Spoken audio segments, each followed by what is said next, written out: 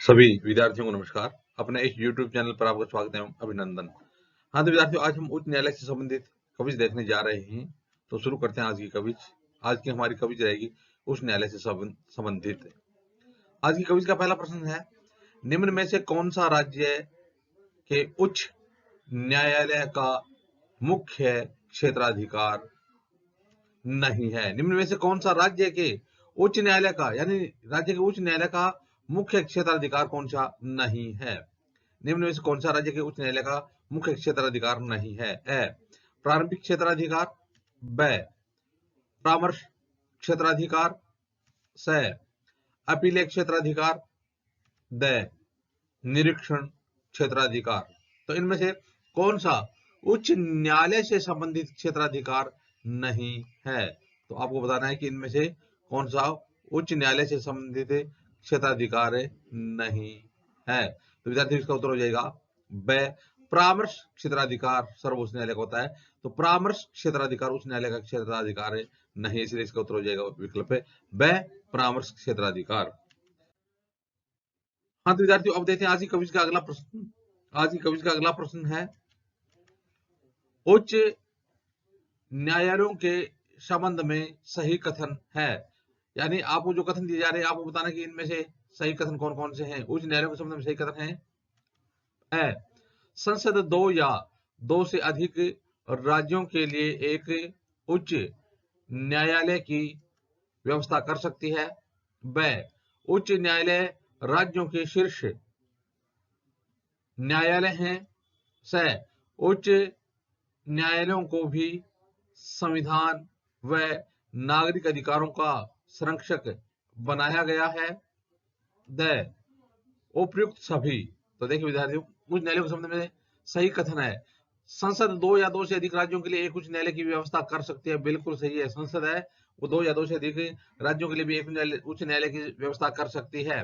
वह उच्च न्यायालय राज्यों के शीर्ष न्यायालय होते हैं। बिल्कुल सही, राज्यों के शीर्ष न्यायालय उच्च न्यायालय ही होते हैं।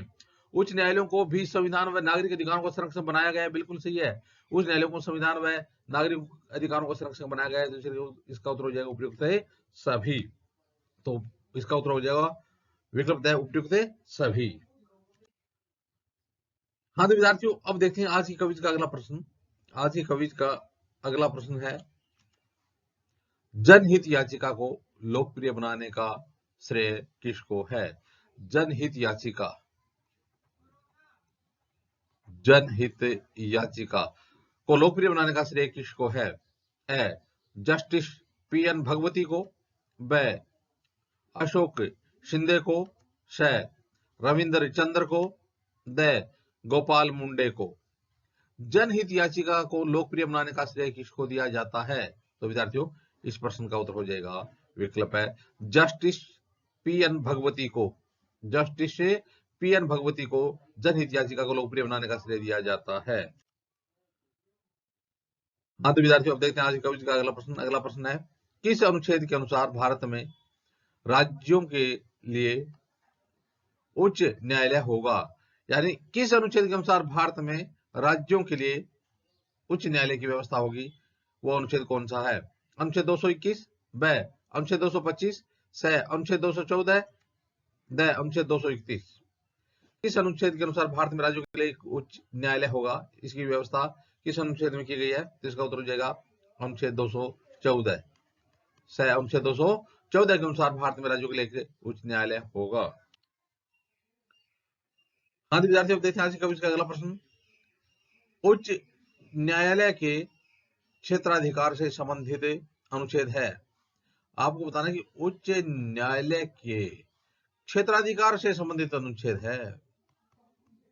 क्षेत्राधिकार से संबंधित है, उच्च न्यायालय के क्षेत्राधिकार से संबंधित अनुच्छेद है अनुच्छेद 221, ब अनुच्छेद 225, स अनुच्छेद 214, द अनुच्छेद 219। तो बताइए विद्यार्थियों, उच्च न्यायालय के क्षेत्राधिकार से संबंधित अनुच्छेद कौन सा है? तो इस प्रश्न का उत्तर हो जाएगा ब अनुच्छेद 225।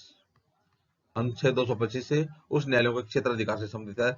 तो इसका उत्तर हो जाएगा ब विकल्प अनुच्छेद 225। हाँ तो विद्यार्थियों, अब देखते हैं आज की कविज का अगला प्रश्न। आज की कविज का अगला प्रश्न है, उच्च न्यायालय के मुख्य न्यायाधीश की अधिकतम कार्यकाल आयु क्या है? उच्च न्यायालय के मुख्य न्यायाधीश की पूछ रहा है, दोबारा देख लेना। उच्च न्यायालय के मुख्य न्यायाधीश की अधिकतम कार्यकाल आयु क्या है? तो विद्यार्थियों विकल्प है 60 वर्ष, ब 62 वर्ष, स 58 वर्ष, द 65 वर्ष। तो इसका उत्तर क्या हो जाएगा? इसका उत्तर हो जाएगा विकल्प द 65 वर्ष। मुख्य न्यायाधीश की और अन्य न्यायाधीशों की 62 वर्ष। मुख्य न्यायाधीश, उस न्यायालय के मुख्य न्यायाधीश की अधिकतम आयु क्या होनी चाहिए? यानी 65 वर्ष है ना, तो 65 वर्ष के बाद सेवानिवृत्ति मिल जाती है। तो इस प्रकार उस न्यायालय के मुख्य न्यायाधीश की अधिकतम आयु 65 वर्ष है।